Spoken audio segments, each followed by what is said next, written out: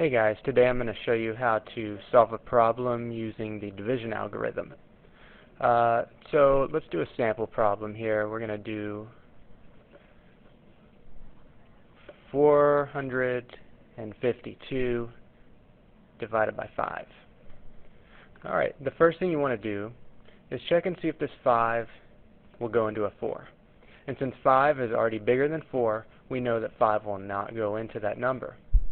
So let's make that number bigger. Will 5 go into 45? Yes, it will. What we need to do now is figure out how many times 5 will go into 45 without going over.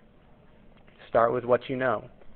If you know that 5 times 7 is 35, you know that that's too low.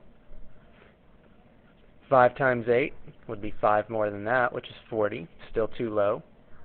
5 times 9 is exactly 45. So 5 will go in there 9 times. We write the 9 right up top here. Now the next thing we do, if you remember from class, every time we put a number up top here, we need to multiply the divisor by it. So now we're going to take 5 times 9, which equals 45. We write 45 down here and we subtract it. And we get 0. Now we check to see if 5 will go into our number down here. 5 will not go into 0, so we need to drop down the 2. Now we need to ask ourselves, will 5 go into 2? No, 5 will not go into 2 because 5 is larger than 2.